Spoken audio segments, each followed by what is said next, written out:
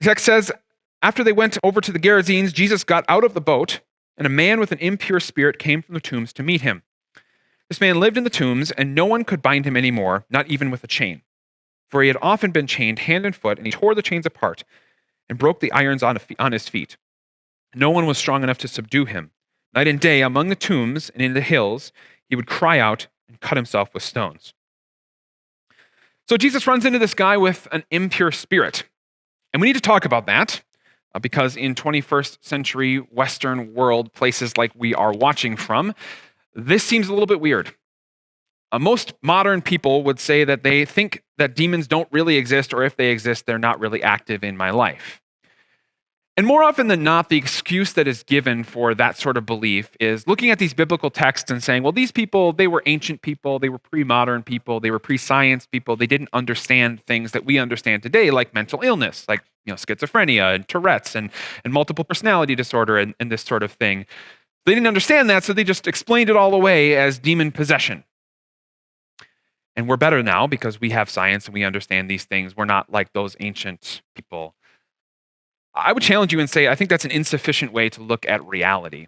And I actually want to give you 5 reasons why I think that's insufficient.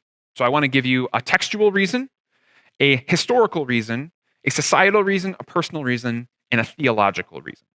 Okay, so first, a textual reason. As you read this text, I think it's impossible to read this text and see it as possibly anything other than demonic possession because of the pigs. So if you met this guy, he's crying out in the caves, he's cutting himself, you could say, yeah, maybe this guy is suffering from depression or from some sort of personality disorder or bipolar or something like this. You maybe could diagnose that. But then you have to account for the fact that when Jesus drives out this demon, this whole herd of pigs, 2,000 of them, just barrel down a mountain into the sea and drown themselves. That's not something that 2,000 head of pig do very often. So the text just doesn't read in a way that would allow you to explain this away with something like mental illness. Secondly, a historical reason. As you read the rest of the Gospels, you'll realize that the Gospel writers are careful to distinguish between physical ailments, mental ailments, and spiritual ailments. Particularly Luke, the Gospel writer Luke, is good at this because he himself is a medical doctor. And so he understands very clearly the difference between something that is physical, something that is mental, and something that is spiritual. And so he uses particular technical language to distinguish between those things. To say that these people were ancient and they didn't understand things like mental illness is, well, frankly, not reading the text and is somewhat arrogant to think that your culture and your time in history is somehow better than everyone else's. Third, a societal reason why I don't think that's a sufficient way to look at the world is that in general, when we look at the world and see heinous crime, we try to explain it away using hypersimplistic definitions.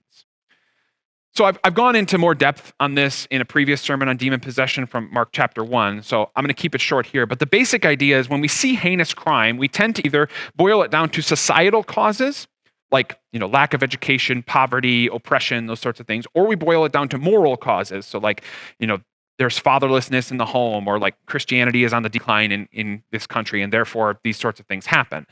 But both of those ways of looking at it are insufficient because they're inconsistent.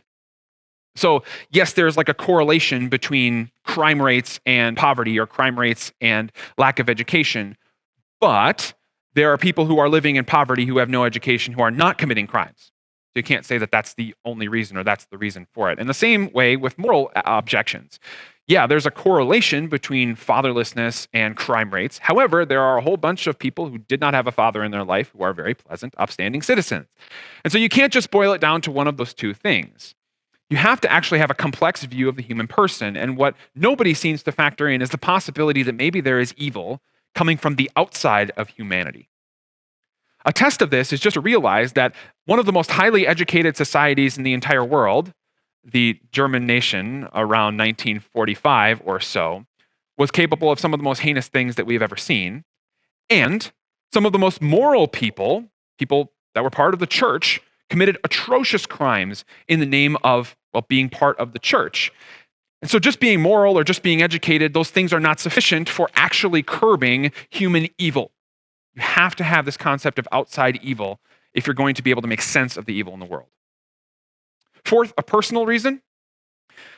I bet just about every one of you who's watching this has some behavior in your life that you know is bad, You don't want to do it.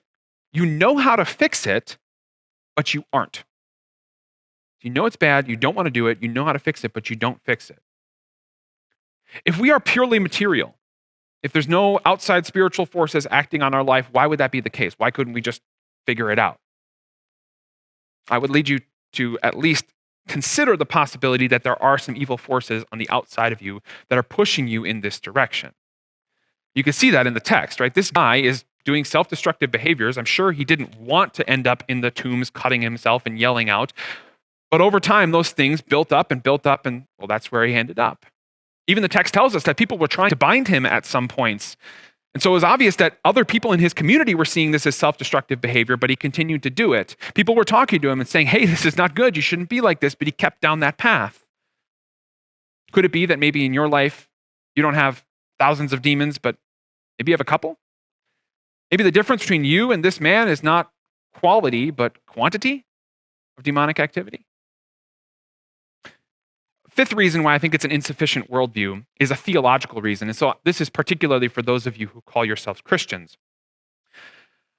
One of the core values of being theologically conservative Protestants, which is what we are, is that we love Scripture alone. It's one of our core values. It's one of the things we base how we do church on. The idea is that we always go back to the Bible for all of our answers, for all of our truth, for all of our knowledge about God. We don't care what any pastor or priest or pope says if it does not line up with Scripture. And that's a beautiful thing, but it also has unintended consequences sometimes. And one of those unintended consequences is that for theologically conservative Protestants like us, we pretty quickly dismiss things from the supernatural realm because we can't test it. We can't test it against Scripture. Let me see if this resonates with you. Have you ever been in a conversation with somebody who talks about some sort of supernatural thing happening around them? So maybe they saw an angel, or they felt like a demon's presence in their house, or they had some sort of vision or dream or something like this. Is your initial reaction to that to rationalize it away? Just think of a whole bunch of rational explanations for how that happened? Now, understand, not all those things are necessarily spiritual activity. They can be things like mental illness, of course. There's some play in between those things. But I think our reaction to immediately dismiss those things shows that we have lost a concept of the spiritual realm being active in our lives, even as conservative theological Protestants. Dr. Michael Heiser, he's a world-renowned biblical or Hebrew scholar. He wrote this critique of theologically conservative Protestants, which he is one. So he's critiquing his own church body, but I thought this was just so powerful. And I'll paraphrase it. He said basically, the only reason that theologically conservative Protestants believe in a triune God is because the religion doesn't make sense without him. They have to have that character in order to do what they want to do on earth in their church, their social club that they call church, but then they don't functionally live like the demons or the angels or even really that spiritual God are present or active in their life at all. He said essentially what people do in our tradition is we tend to make everything about script or everything about religion academic. Here are the points, here are the fill in the blanks, here are the 1, 2, 3s, here's what you got to know, and that's it. Now we have to be careful because obviously the Bible is revealing knowledge to us and we should learn these things and memorize these things and apply these things to our life. But if we reduce it down to only academic things, we lose the biblical worldview, which is full of things of the spiritual realm. Essentially, if we don't have a concept of the spiritual realm active in our life, we might as well just run a social club for being better moral people. Because that's essentially what church is without an understanding of the spiritual realm. And so for all those reasons, I think the idea that this is not a true story or that this didn't really happen or that demons don't really exist, I think is an insufficient way of looking at the text. Now, like I said, you don't have to agree with me. I think you can still get the point from this text, but I hope you're at least willing to consider the possibility or even probability that demons are active, personal, powerful, spiritual forces in our lives.